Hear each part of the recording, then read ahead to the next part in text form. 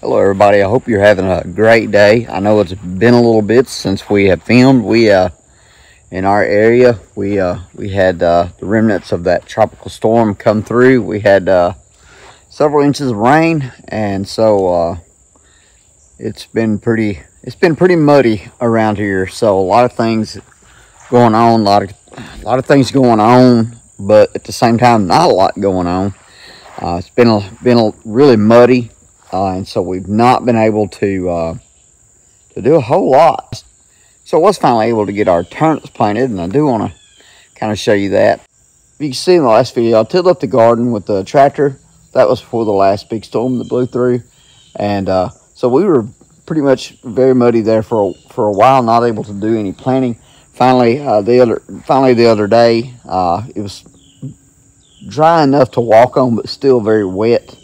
Not quite, it's not soupy, just real wet.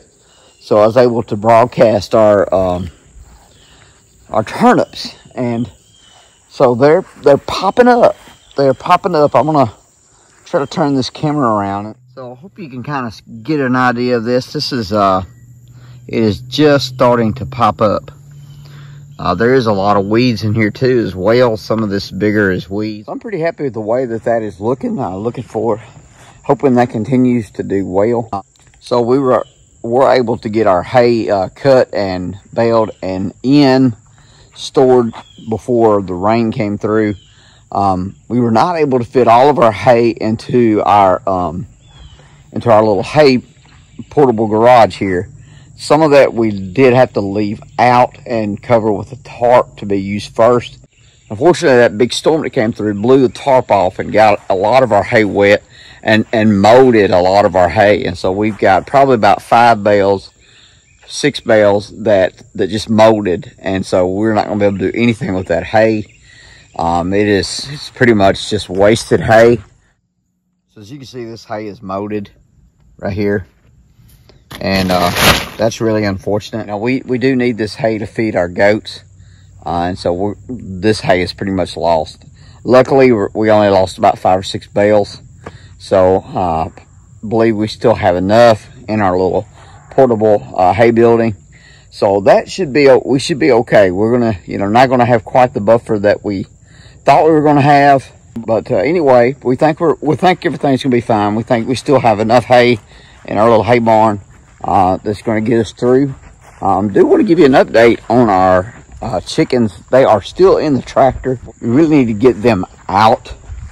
And so we've been weighing our options of what to do with our chickens. They're really growing. You're going to be really amazed.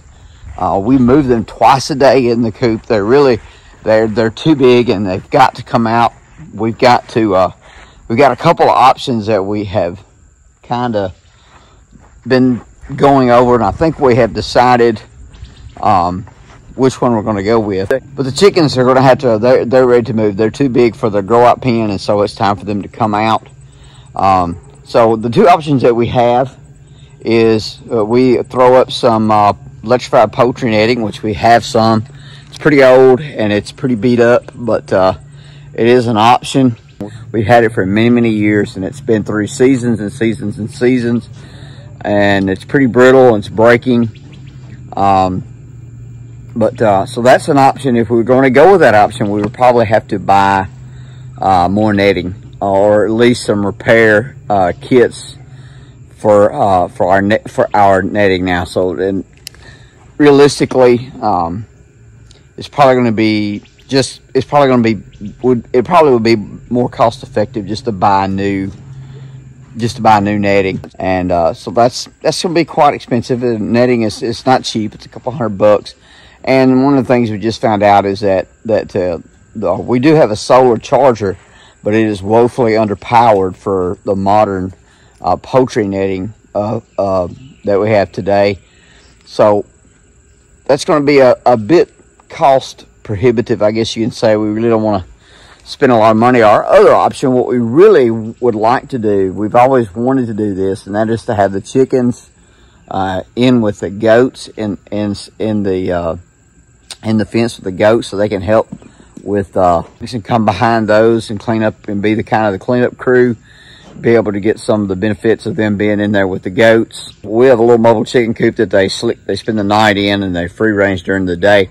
So we want them to be in with the goats. And so, but the problem is that with our fencing, that they can get in and out. They can, and the problem is them getting out during the day. We had a problem with this before, not just with our last batch of chickens we just had last year.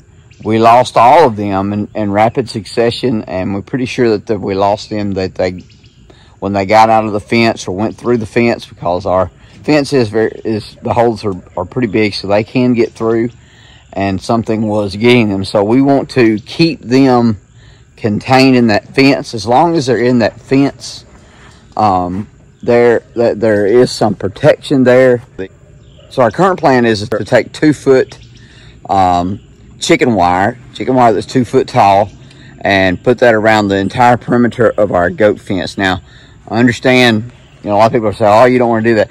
We're not trying to keep anything out of the fence. This is to keep the chickens in the fence. As long as the chickens are in the fence, they are somewhat protected. We want to keep the chickens from getting out.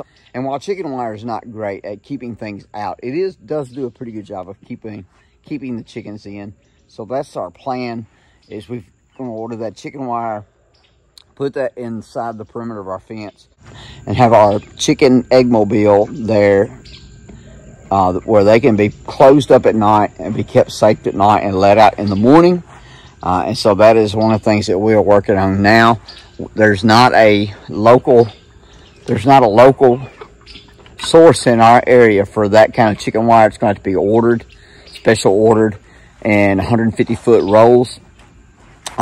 So we've got to order a couple of rolls of that. It's going to cost us about $80 to $100 to get that chicken wire in and get it put up. So got a lot of work coming up, a lot of work to do, and we need to get that going because these chickens are getting pretty big. You can see they're getting pretty big, and we had to keep them moved fairly regularly. We're moving them twice a day, but you can see that they're getting good size. They're still probably about 4 months away from ever even thinking about laying an egg. So we're probably looking January, February.